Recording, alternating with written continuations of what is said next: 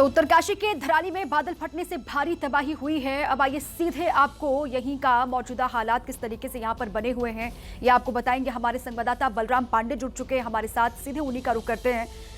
बलराम, अभी मौजूदा स्थिति क्या है वहां पर, कैसे रेस्क्यू ऑपरेशन चल रहा है और मौसम कैसा है वहां पर, क्योंकि मौसम ही तय करेगा रेस्क्यू ऑपरेशन की रफ्तार क्या होगी वहां पर। देखिए, आपको बता दें कि अगर हम मौसम की बात करें तो रुक रुक कर बारिश हो रही है, जिसकी वजह से जगह जगह पर जो सड़क है वो पूरी तरह से बह रही है और यही वजह है कि कई जगह जो मार्ग है वो पूरी तरह से बाधित है। इस वक्त हम भटवाड़ी इलाके में मौजूद हैं और आप देख सकते हैं कि किस तरीके से पूरा मार्ग जो है वो बह गया है और जो पानी का बहाव है वो काफ़ी तेज है और लगातार यहाँ पर रुक रुक कर बारिश हो रही है। और आप देख सकते हैं कि ऐसे में जो रेस्क्यू के लिए जो आईटीबीपी की टीम है, एनडीआरएफ की टीम है, जो देहरादून और उत्तरकाशी से धराली की तरफ जा रही है, वो नहीं पहुंच पा रही है क्योंकि जो मार्ग है वो पूरी तरह से बंद हो गया है। और आप देख सकते हैं कि जिस तरीके के हालात हैं, ऐसे में जो रेस्क्यू टीम यहां से भेजी जा रही है वो मौके पर नहीं पहुंच पा रही है, इसलिए जो रेस्क्यू में तेजी आनी चाहिए वो तेजी नहीं आ पा रही है। हालांकि जो टीमें वहां पर पहुंच गई हैं वो लगातार रेस्क्यू कर रही हैं। जो लापता लोग हैं उनकी तलाश की जा रही है। लगभग 150 लोगों को रेस्क्यू करके राहत कैंप में लाया गया है, जहां पर उन्हें प्राथमिक उपचार दिया जा रहा है, उन्हें खाद्य सामग्री दी जा रही है। जो प्रशासन की तरफ से जानकारी दी गई है उसके मुताबिक अब तक 4 लोगों की मौत होने की पुष्टि की गई है। करीब 50 से ज्यादा लोग अभी भी लापता हैं। सेना के कुछ जवान भी लापता हैं क्योंकि हरसिल में सेना का कैंप था, वहां पर भी पानी इतना ज्यादा है कि सेना का कैंप पूरी तरह से बह गया है। और यही वजह है कि चाहे वो सेना के जवान हो, चाहे एनडीआरएफ की टीम हो, चाहे एसडीआरएफ की टीम हो, वो लगातार राहत बचाव के कार्य में जुटी हुई है। रेस्क्यू लगातार जारी है और टीमें भेजी जा रही हैं ताकि जो रेस्क्यू है उसमें तेजी लाई जा सके। लेकिन जिस तरीके से जगह जगह पर रोडें धंस गई हैं, रोड बह गई है, उसकी वजह से जो टीमें हैं वो धराली नहीं पहुंच पा रही हैं। और ये सीधी तस्वीरें हम भटवाड़ी से आपको दिखा रहे हैं कि किस तरीके से यहाँ पर जो पूरी रोड है वो धंस गई है, जिसकी वजह से यातायात पूरी तरह से बाधित है। और लगातार जो अधिकारी हैं वो यहाँ पर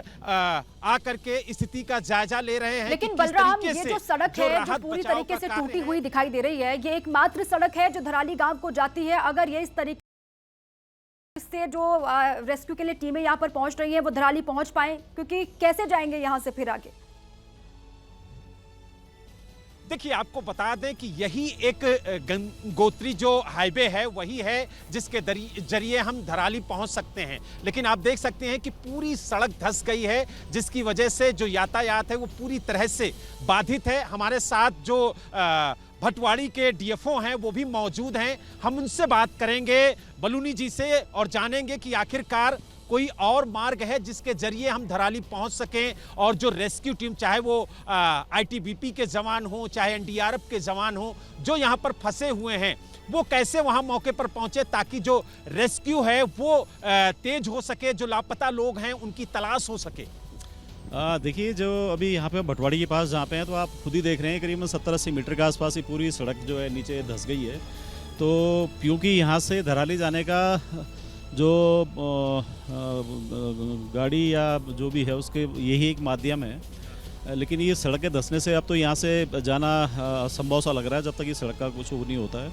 लेकिन ये है कि वहाँ मौके पे कल ही हमारी टीम, जैसी ये करीबन 12-12:30 के आसपास की घटना है, उसके बाद ये जो हमारा इंसिडेंट्स रिस्पांस सिस्टम होता है वो पूरा एक्टिवेट हो गया था और कल ही से टीमें ऊपर चली गई थी। वहाँ पे SDRF, NDRF, ITBP, army, forest, तो ये सारे लोग वहाँ पे रेस्क्यू के लिए गए हुए, इवन बीआरओ के भी वहाँ पे हैं।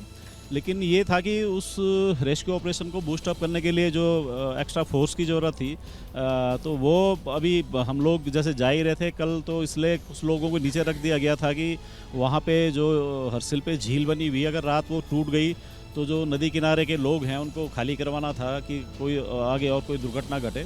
लेकिन ये था कि आज था कि हमें जाना था, आज माननीय मुख्यमंत्री जी का भी कार्यक्रम था वहाँ पे आने का, तो उसलिए भी हम लोग निकल रहे थे। लेकिन अब जिस तरह से ये और अभी यहाँ इनसे पे बलराम भी स्पेसिफिक और जो आगे भी आंकड़ा बता रहे है, हैं जो कई जगह मृतकों पे का, जो घायल जो लोग हैं, जो लापता है उनका, और जिनको सुरक्षित अभी तक निकाला जा चुका है, उनके बारे में भी आप तफसील से इनसे पूछ लीजिएगा बलराम। कर पाएंगे। आप यहाँ पे देख ही रहे होंगे, अगर इसके अपहिल साइड पे यदि कटिंग भी करते हैं तो ये पूरा ऐसा है कि देख रहे हैं इसको रोकने के लिए बनाए हुए हैं, तो अगर इसमें छेड़छाड़ करेंगे तो कह नहीं सकते। तो अभी तो कुछ कहने की स्थिति नहीं है कि रोड कैसे खुलेगी और आगे कैसे जाया जाएगा। बिल्कुल, बहुत ही जिस तरीके की तस्वीरें देखने को मिल रही हैं, बड़ी मुश्किल घड़ी है और ऐसे में रेस्क्यू करना बेहद मुश्किल है।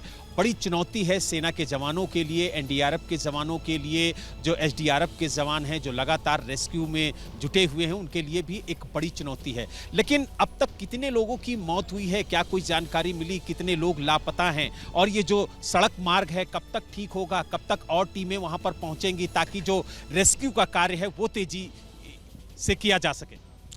सर, जैसे कि आप कैजुअलिटी की बात कर रहे हैं, तो अभी तो कुछ भी कहना मुश्किल है कि क्या हुआ होगा। कल जैसा कि बताया जा रहा था कि धराली गांव में कुछ पूजा वूजा का भी वो था, काफ़ी लोग थे, लेकिन वहाँ पे अभी आईटीबीपी का जो कोपांग में जिन लोगों को रेस्क्यू करके रखा गया है वो मोस्टली वो गांव के लोग लग रहे हैं। तो ऐसी उम्मीद लग रही है कि अधिकतर लोग जो थे वो उस पूजा में थे, तो वो उससे शायद बच गए हों।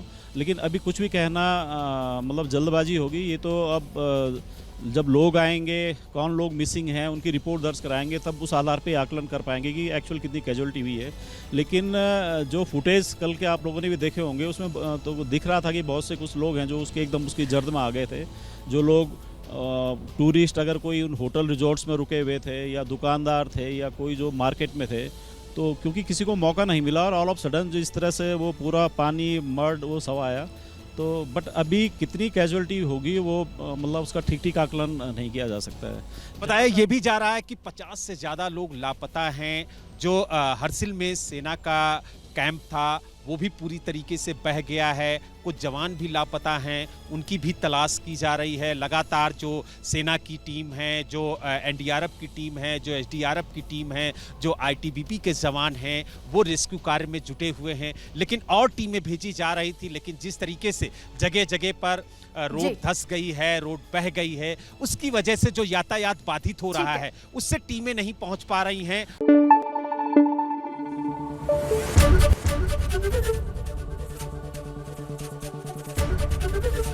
एबीपी गंगा, खबर आपकी, जुबान आपकी।